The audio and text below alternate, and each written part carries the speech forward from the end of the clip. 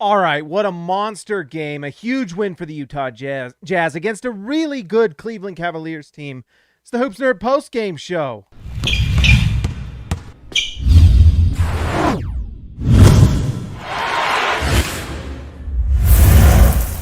All right, guys, if you haven't already, make sure you like and subscribe to the channel. And if you want to support the channel, hit the join button and join. That would be a blast. And it would be fun, and I would appreciate it.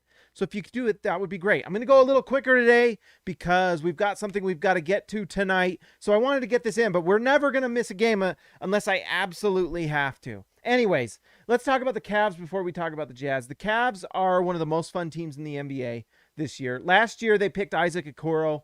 I did a recap on him. Tonight, we saw what Isaac Okoro can do in the league, and that's defend, and he was guarding Donovan Mitchell tonight. Mitchell had an awesome night, but I actually feel like Okoro, when he was guarding Mitchell, did a pretty decent job. I still really like Okoro. Let me know what you think, Cavs, about him. I actually just wish he could get more time, because I think if he can develop into what he looked like in college, like what his potential could be in the NBA, I think this is a team that has a lot of really nice pieces. But really, the story for the Cavs in this game, and really in general, Colin Sexton's out with the injury. I think he's out for the rest of the year, which is a big bummer. But in a lot of ways, that might be a blessing for the Cavs, just to be able to see what they have in Darius Garland. And Darius Garland has looked like an absolute stud for them this year. Tonight, he was unbelievable. 31 points, 11 for 19 shooting, 5 for 8 from 3 with 5 assists. He is 4 steals for Garland. He is absolutely amazing, and you could see it in college that he was going to be nice in the NBA. It just took a little time, and there's a little bit of what I wonder with this Cavs team a little bit is, I mean, obviously you're not going to let Colin Sexton go next year when he comes back. I believe his contract is either up or coming up. You probably have to keep him because he's also a nice talent that you want to be able to develop alongside Darius Garland. But what you're seeing, at least in this game and in the Cavs games I've watched, is that when the ball is in Darius Garland's hands, good things happen. And they dang near beat this Jazz team with the combination of Darius Garland and the other guy I wanted to talk about, who I think probably should be the rookie of the year. Evan Mobley's unbelievable. He is unbelievable. He has had me watching multiple Cavs games this year just to see him play and watch what he does on the floor. He is so much better offensively than he thought he would be. He hit a 3 in this one that made my eyebrows raise, because I was like, if he's hitting threes, watch out. Tonight, he was 6 for 16 from the field. That's a little bit of the Rudy Gobert effect, but he still hit 14 points, 12 rebounds. He had 3 assists, and he was 1 for 2 from 3. So obviously small sample on the 3-point shot, but man, that guy is unbelievable. He had that he had 1 block, and it was that big time block at the end of the game on Donovan Mitchell. That is not easy to do. His body and his physical talent, just his size, length, and then combined with his athleticism, he plays hard. He's smart. I mean, the fact that he's 19 years old and he looks like a young Chris Bosh with a little bit of Rudy Gobert mixed in there. I mean, he is unbelievable. The Cavs are going to be so good. So good. And it's exciting to see. I'm happy for Cavs fans. They've got 2 really nice guys to build around in Darius Garland and Evan Mobley. Jarrett Allen, the Mobley-Allen combo is really nice. I didn't know if it would work, and it does. So if you can bring Okoro along, they've got some nice role players over there that can shoot and play. You know, Rubio's been a nice backup for them, honestly. He's played really nice ball for them at times. So it's a nice team in Cleveland, and shout out to Cavs fans. You've got a good one. I'm excited to see how good you can be. In a lot of ways, you probably should have beat the Jazz tonight, you know? So anyways, congrats to the Cavs fans. For Utah, it's a nice win. There's a few things to talk about, but first we just got to talk about one. Donovan Mitchell is an absolute superstar, and Rudy Gobert as well. One of the best duos in the NBA. Stop saying anything different, because those two combined were unbelievable in this one. We'll just start with Donovan Mitchell, who was absolutely on fire in the first quarter. He had 15 points, I think, with like 4 minutes left in the first quarter. Donovan Mitchell had like 15 points. He was 6 for 7 from the field and 3 for 4 from 3. How does that from memory? And he ends the game on 4 for 8 from 3, 12 for 21. He had 35 points, 6 assists. He did have 7 turnovers, so that's something he's got to work on. And that's actually a pretty big number. And so that's one way Donovan Mitchell can improve. But when you're the main ball handler and they've got their best defender on you all game and doing everything they can to stop you, sometimes that's going to happen. That's going to be the evolution of Mitchell. Can he somehow just become a little more efficient with the ball in terms of turnovers? Because when it comes to just shooting percentages, Mitchell was out of this world. 57, 50, and 87 in this one. He took 8 free throws. He actually took 80% of the Jazz's free throws this game. There were 10 free throws. Donovan took 8. I just can't say enough about him. The last 5 to 10 games, he's gone all NBA level. Absolutely a superstar. Look, we've got a guest who's joining us tonight. Evie. This is the youngest. Say hi. Say hi. Oh, she's shy. Oh, there we go. So Donovan Mitchell was absolutely incredible tonight. And the other guy you've got to give credit to is Rudy Gobert. He went into God mode at the end of this game. He was unbelievable. There was that one stretch where, so Evan Mobley gets the ball at the top of the key. Evan Mobley's a good passer. He had 3 assists in this one and should have had 4 if it weren't for Rudy Gobert, who goes up and deflects the lob. Then the ball comes back, blocks the next shot, saves it, blocks another shot. It was just an entire possession that blew my mind. I might do a video on it. I might do just a breakdown. Like some of these breakdowns I might do might be a film that I think is just amazing. Why Rudy Gobert should be Defensive Player of the Year again, because he's amazing. So let's see. Robert Hall, $2. The Rudy dunk. Yes, let's talk about it. Fire. He's getting better. Yes. I mean, honestly, Rudy Gobert is just honestly a dominant force. I don't know if Rudy is just, I don't know if he's getting better or if he's just always been a top 10 player and he's just playing at that level again. Rudy is, one thing I know for sure is that he is in his prime. Look, they say, Zintish, they say you're a cutie, Evie. They say you're cute. Aw, that's awesome. So anyways, Rudy Gobert, absolute dominant force, deserves all the flowers, all the credit in the world that he doesn't get. But that dunk tonight that got the bench up, that was incredible. That was so good. And you saw it coming. And Rudy saw it coming and had the confidence to just go to the rim and cram it. And by the way, if Rudy could just do that a little more, go up with force, dunk the ball. At the beginning of the game, the Jazz had like 2 layups blocked on really soft layup attempts. And you can't do that against this Cavs team. I mean, honestly, the Jazz have Rudy Gobert, so the best rim protector in the NBA, but the Cavs overall might have the best rim protection because you've got Jared Allen and Evan Mobley, which is ridiculous. And so against a team like this, you need someone like Rudy Gobert who goes to the rim. And by the way, Rudy Gobert doing that with Evan Mobley moving around the floor, that's no easy task. And so he went up hard and dunked it.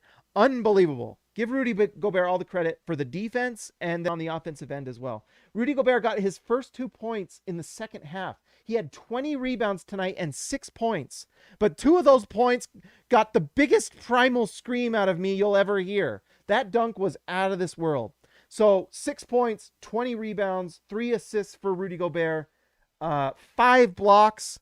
What an insane stat line. It's actually one of my favorite stat lines of the year from Rudy because honestly, Rudy does not. Okay, we're going to not go long tonight. I just want to mention Mike Conley and Jordan Clarkson. Rudy Gobert does not need to be a scoring threat as much as, you'll see on Twitter and people writing online. He just needs to be able to finish the plays that come to him. And he did that tonight. That's all he needed to do. Because when you've got Mike Conley, Donovan Mitchell, Bojan Bogdanovic, Jordan Clarkson, Rudy Gay, all... Are we doing that? Oh, I embarrassed her. When you've got those guys, do you need more scoring with Rudy Gobert? No, you just got to be able to score. And the Jazz, they need to find another a perimeter defender because there honestly is a little bit of overkill with scoring with the Jazz. And we saw that tonight with the 15-0 run for the Cavs. You've got to find ways to get stops. Also, though, some of that was terrible turnovers and some other things. But anyways, Rudy Gobert just needs to finish the plays that they need him to. And he did. And that's all you got to do. And that's why 6 points, that's a big 6 points for Rudy Gobert. Robert Hall, $5. Thank you, sir. Yes, definitely. Do the Rudy breakdown. He's getting better because he's working on his ball handling bit by bit, and it's showing. Yeah, and he just handles the ball better and finishes plays. And he's playing with confidence. And honestly, you know what I want to see is a free throw line jumper from Rudy. We've seen him do that 2 or 3 times this year. Just take a free throw line jumper, Rudy. You can do it. That's an option, and it's not a bad one because he can make that shot. So I just want to see a little more of that from Rudy. All right, let's talk a little bit about Mike Conley. Conley tonight was 4 for 9 from the field, 3 for 5 from 3. That's the story of the game with Mike Conley in these ones. Donovan Mitchell is the star, and Conley plays off of him and plays with insane efficiency. He hit that monster 3 at the end of the game, 60% from 3. I mean, you can't argue with that. 11 points for Conley, 6 assists, 4 steals for Mike Conley. Just a nice night from Mike Conley, and that's all you want. Finally, I just want to mention, this game probably shouldn't have been as close as it was. Jordan Clarkson was 3 for 14 from the field. You just need better shooting from Jordan Clarkson. You just do. 3 for 14 is when you have a team overcoming you. You're taking away from the team. And it's not just necessarily missed shots. There are times where Jordan Clarkson in this game was breaking the flow of offense, taking shots that he wasn't hitting, and so that makes it even worse. If Jordan Clarkson is getting a shot within the flow of the offense and he goes 3 for 14, then fine. Although he's probably not taking 14 shots if he's playing within the flow of the offense, right? Because some of these shots were not good shots, and he's taking away good shots from other players who can make those. 3 for 14 is just not good enough. And Quinn Snyder had that quote earlier in the year, and it was not a good quote, where he's like, I never stopped believing in him. Well, now Quinn's painted himself in the corner because now you have to, I guess. You can't put in someone else, apparently. Honestly, you know what? And I want what my feelings on Jared Butler, wanting him to play. I'd rather see Trent Forrest at times than what we're seeing from Clarkson, Clarkson or Forrest at least will play defense. And actually, Clarkson had some nice defensive plays in his defense. He had that one insane rim protection against Evan Mobley. It was unbelievable. But at least with Trent Forrest, you're not getting bad shots. He's going to move that ball around, And so I'm okay moving, Clarkson to the bench when he just doesn't have it, and put Forrest out there. Put someone out there who can run the offense at least and get other guys their shot more efficiently. And I think that's a situation where I'd be happy to see Trent Forrest play. Put him out there when Jordan Clarkson's just not playing within the flow of the offense, right? Or maybe the Jazz just need to make a trade, and you know what? You can get a pick for Clarkson maybe, and then you just say, hey, you know what? We feel like if we move Clarkson, then that gets better shots for other players who we feel are much more efficient.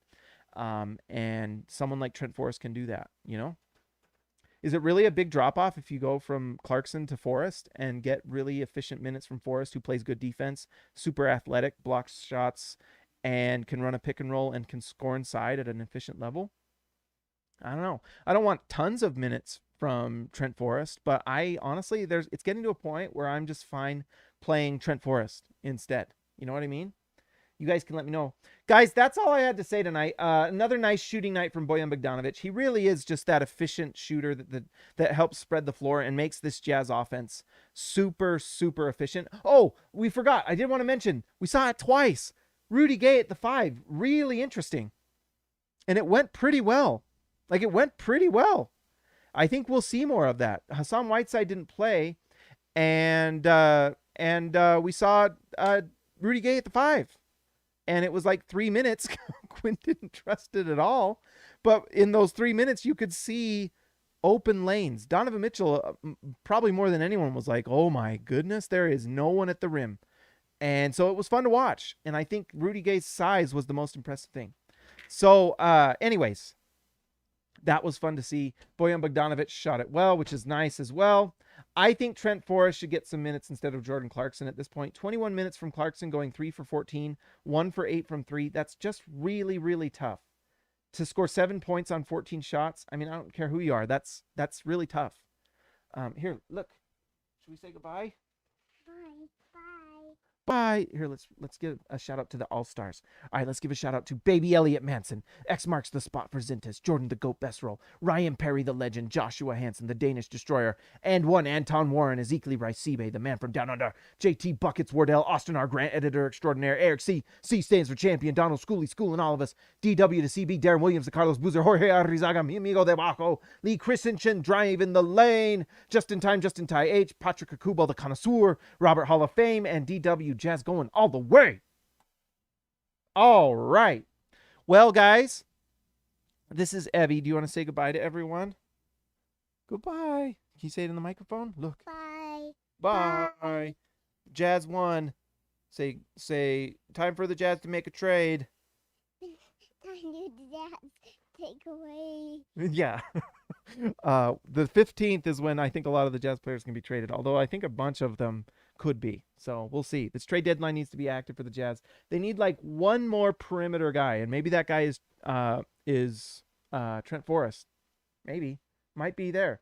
All right, guys, like and subscribe to the channel if you haven't already. Make sure and hit the notification so you know when we go live. Thank you, Robert. She's really great. She is quite the character, I will say that. Who knows where she gets that from? All right, guys, I will talk to you next time.